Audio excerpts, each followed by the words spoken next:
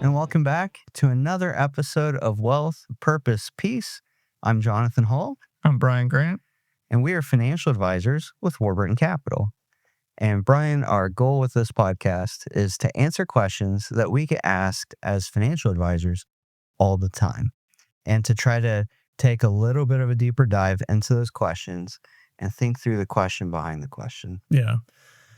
I mean, so this is another one that I think people think through a lot, and it kind of ties in. Last episode, we talked about what do you do if you get an inheritance. We kind of want to think about the other side of that today, which is what happens to my money when I die?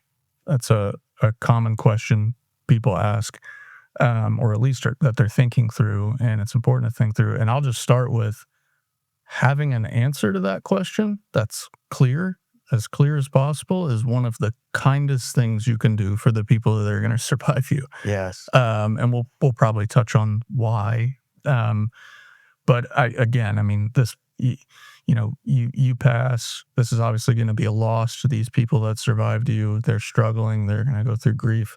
Not having to also be confused financially and have to deal with a complicated probate process and all of this can really take a huge edge off. So that's today's question.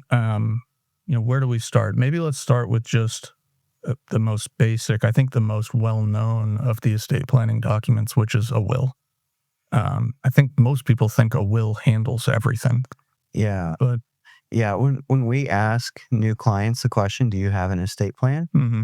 Frequently the answer is no. And if the answer is yes, it's often, well, I have a will. And I think it's worth noting that this concept that we're talking about, what happens to our money after we pass away, is called estate planning. And the ultimate professionals that know the most detailed answers on this topic are estate planning attorneys, right? As financial advisors, we're well versed in these topics and have helped clients kind of think through them on background. We've studied them in our education. Mm-hmm. We've helped clients that are receiving inheritances. But the ultimate final authority on any question like this is an estate planning attorney that lives in your state, and that can help you think through that. So I just want to make that point quickly before we dive into these documents, because they are legal documents and having an attorney is important. Mm-hmm. I wouldn't recommend necessarily just downloading one off the internet.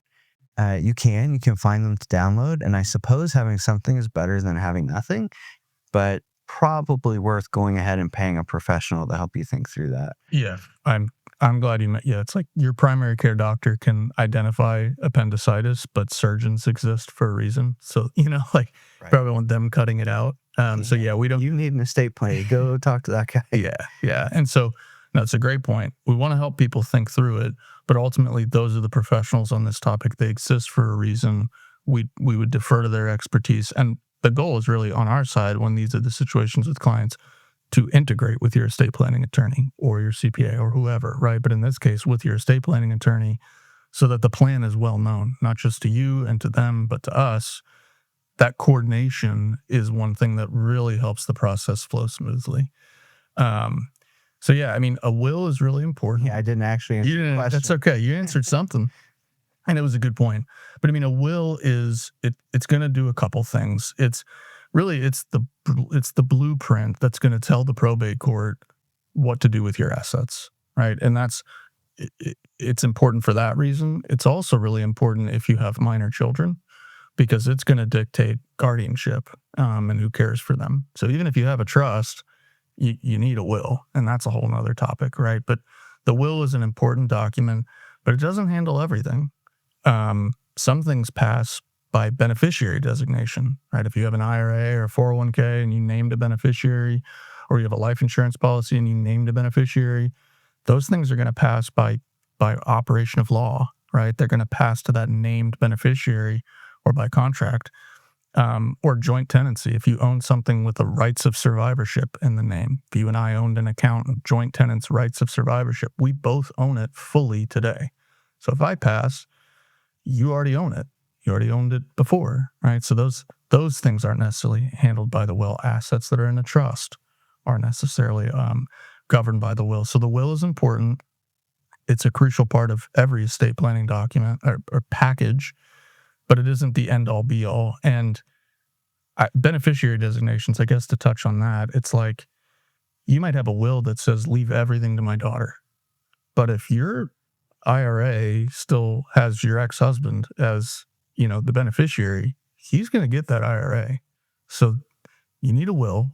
It outlines your wishes, but it's not the end all be all. You need to pay attention to all these other things. So maybe the other category, or the other thing to get to, is kind of what are the big categories of money that people do pass on?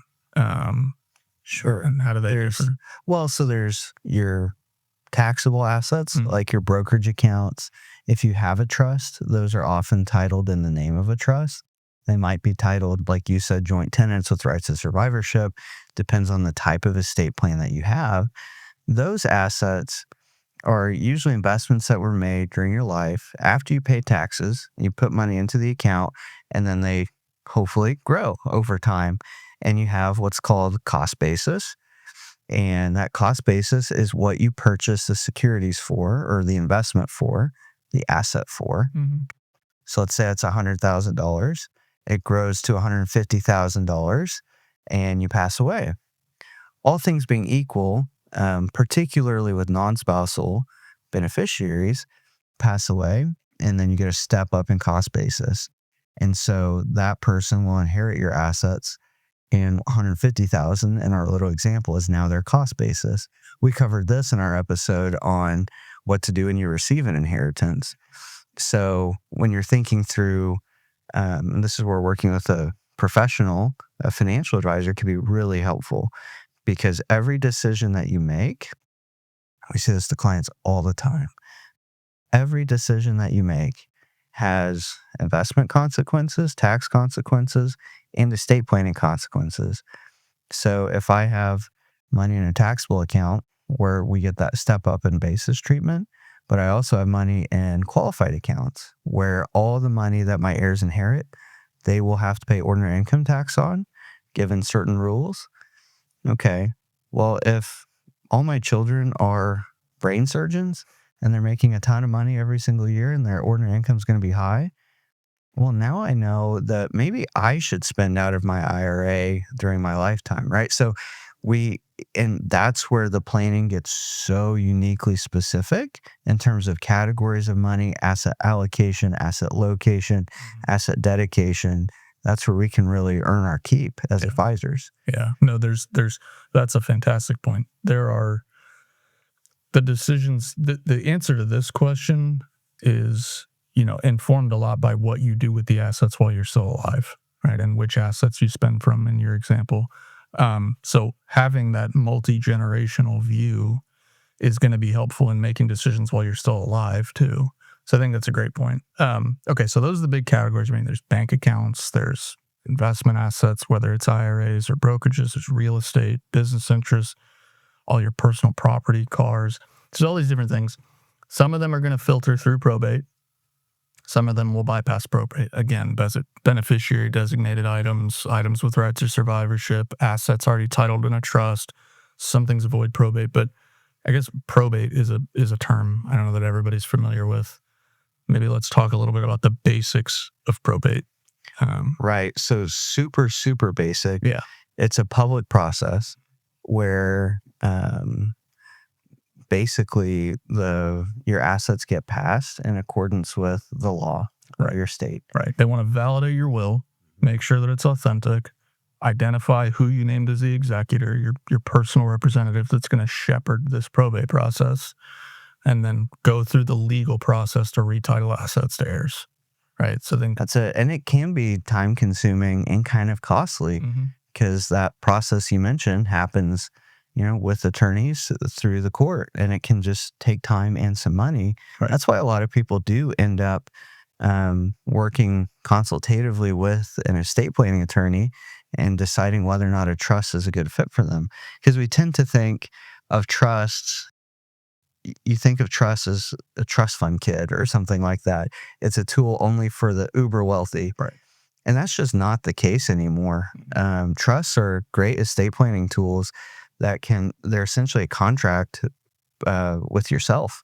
And you say, I promise to take really good care of these assets in this vehicle that I'm creating.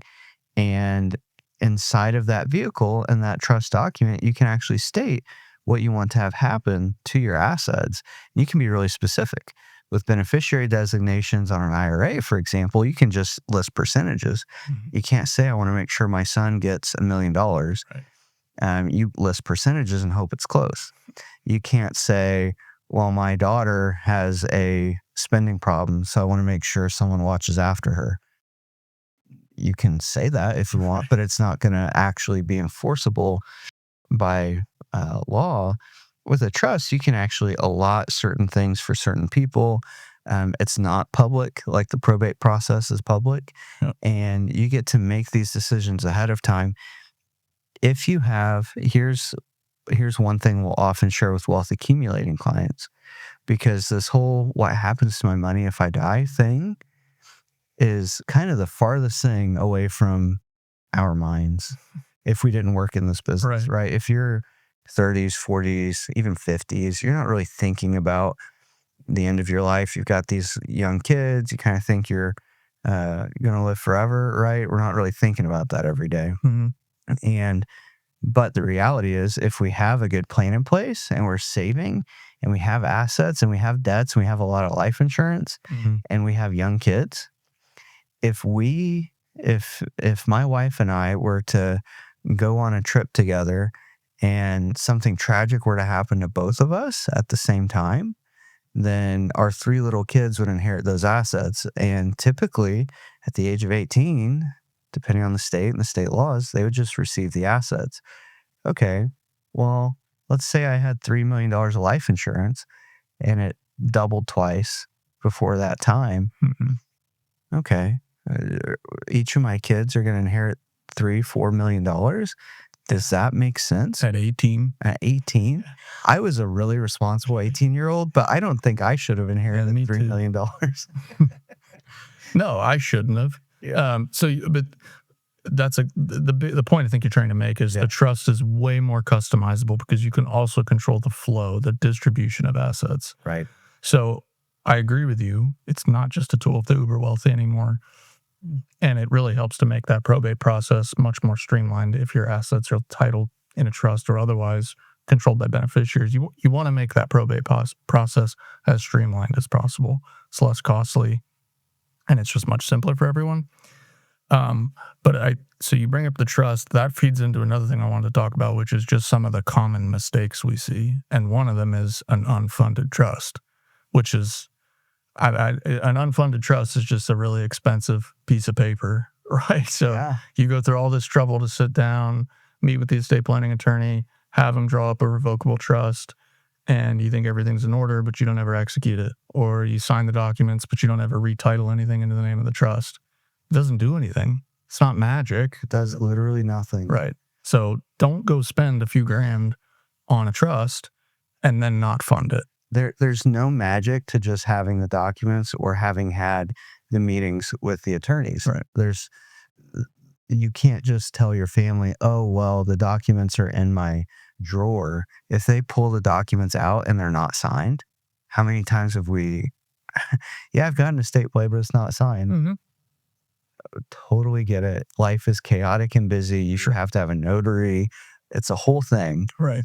But it's totally pointless. Yeah. And your attorney won't just give you a refund because you didn't sign it either. You spent the money to have this created, sign it, and then retitle the appropriate assets into the trust. This is, again, we're working with an attorney is really important Mm-hmm. to help you figure out what assets you want to have in your trust, what assets you don't want to have in your trust, etc. But having an unfunded trust is a big time mistake. And then I would also add not communicating anything with the next generation is another big mistake that we see. Yeah. Where, someone passes away and then it's on their spouse or their heirs who've never taken care of their finances before to start digging through boxes or digging through drawers in the desk and hopefully find the document, blow the dust off of it. Okay, here's what we're doing. I don't know what any of this means. I don't know where the key to the safety deposit box is. Mhm. That's where, and maybe you'd speak to this, Brian, that's where I've seen us add a ton of value to folks after a spouse in particular has passed away. Yeah, for sure. Yeah, it's not a fun moment, but it is a rewarding thing for us to be able to help that person who, because I think that's a at least fairly common dynamic where you have one spouse that just tends to do more of the money stuff or handle stuff. Maybe that's just what worked best or that's what they did. And, um, we've seen it where people don't even know how to log into anything. They don't even know where any of the passwords are. They don't even know what custodian the assets were with. So having an advisor, like in our case, we'll have a second set of your estate planning documents saved. That way we know what they said. And if you can't go find them, we at least have a copy there too. We know where the assets are. We know who the beneficiaries were. And so you can at least tell them, hey, if something ever happens to me, call Warburton. They'll be able to at least guide you to the right people. And that's what we've been able to do. And I think is what's helpful. But another common mistake, as we mentioned it, is beneficiaries. I mean, having unlisted or outdated beneficiaries is a huge mistake that's so easy to fix. It requires like the least work. It's just a piece of paper you need to fill out with whatever custodian you're using, or we can help you do it when you're working with us. But again, back to that other example, if your ex-spouse is still listed as the beneficiary, or if in your example, where God forbid something happened to you and your wife at the same time, and you don't have contingent beneficiaries listed, right? There's primary, that's who gets something. If I pass, it's my wife, let's say. But if something happens to both of us at the same time, does it go to my trust? If there's nobody listed, now that might have to go through the probate process. And again, even if it ends up with the people you wanted it to, that's not up to you at that point, and it's a more costly and time-consuming process. So naming beneficiaries, having contingent beneficiaries, funding after you execute your trust if you have one, and then to your point, knowing where everything is super helpful. Those are easy mistakes to address now. And as unfun and as back of mind as this topic is, pretty good for younger people, now is the time to think about it, right? I mean, you can't do it once you die and crazy things happen. So particularly if you have a spouse or kids, you got to think about this stuff before you feel like it's even close to occurring, because crazy things happen. Yeah, it's never really too early, and it certainly can be too late. Even if someone's incapacitated and which several of the other documents that are in a typical estate planning package deal with things like incapacitation. Who can make decisions for me if I'm still alive, but I'm unable to make decisions for myself. Yeah. So I just want to give those documents, they're extremely important. I want to give them a quick mention. A power of attorney, financial power of attorney, healthcare power of attorney, Advanced healthcare directive. Thanks you, advanced healthcare directive, or the pull the plug document.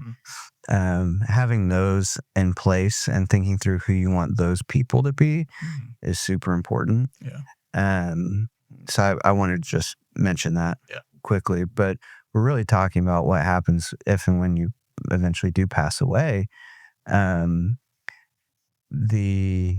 Another quick honorable mention is that a lot of the estate planning topics that we're covering today are generally a good fit for a lot of people.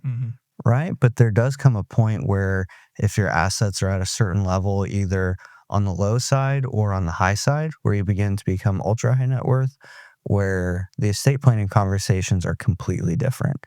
There are a variety of different instruments that need to be used. We have several clients that we're helping think through those conversations, where the conversations are more estate taxes and legacy and business transition and things of that nature. Right.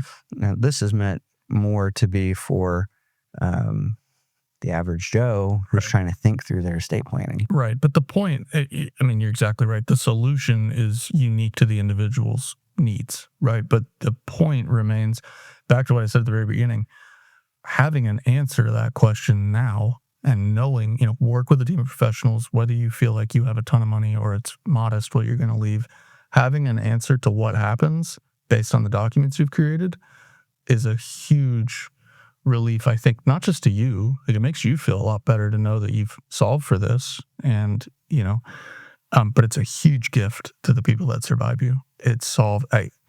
We've seen it. The combination of like grief and money makes people weird, or at least it can. And you might think my kids love each other. We had a great family dynamic, and they probably do. But I'm just It can saying, get spicy. it gets odd. Yeah. So like having it be really clear, it's not up to me versus you fighting about it. It was up to mom, and this is what mom wanted, or whatever the case, right? So I just think good planning is an act of kindness for the people that are going to survive you. So I think the question behind the question is kind of obvious in this one, where it's like, are the people I love that I'm leaving this to going to be okay? And, did I leave behind a mess, or did I create kind of this opportunity set for them based on the way that I transferred money? How many times have we heard, I don't want to be a burden on my kids? All the time. And if that's a goal of yours, if you don't want to be a burden, you need to have an estate plan in place. For sure. And you need to consider partnering with a professional, both estate planning professional and an attorney and a financial advisor, and to make sure those two know each other so that you can go forward, and once something does eventually happen to you, that everything is set in place. I love the way you framed it. It is an act of kindness. It's one of the final kind things that you can do to a family, to your family, is to make it easy. Yeah. At least financially, when something happens. Yeah. Two final things, I think, just practical takeaways, something somebody can do today. I think ultimately, yes, that's the move. Talk to an estate planning attorney, talk to an advisor, integrate, form a plan, all that jazz. You can do a couple things today that would be super helpful, that are totally in your control, and you don't need anybody else. Check the beneficiaries that are listed on your retirement accounts, on your life insurance policies, on your pay on death designations for your bank accounts, anywhere where you can name a beneficiary and you have or you haven't. Check that and title those the way you want to. Make a phone call to the custodian or to the bank or to whoever and figure out how to name them. It's not hard, but you just got to do it. And that solves quite a few issues. The other thing is, make like a simple where things are document, right? Like, to a point earlier, it's like one spouse handled everything, the other just knew everything was handled and they didn't have to worry about it. Now they do. Have a set of passwords, where this is what you need to log into. Put it in a safe, lock it up. That's your logins to everything. But passwords, who to contact. This is our CPA. This is their phone number. This is our advisors, their phone number. This is where we custody assets. Our life insurance was through so-and-so. Make a simple 1 or 2 page. It doesn't need to be an encyclopedia and a 3-ring binder. You can have a couple pages that just tells that person where to even start. I think that is a huge help to the person that survives if they weren't the one that's handling the finances day in, day out while you both were alive. So start there and then work your way up to setting aside a little time and talking about something that's not fun necessarily, but brings a lot of peace. I think that's a good place for people to start. Great advice. All right. Thanks for joining us on this episode. We look forward to seeing you again soon.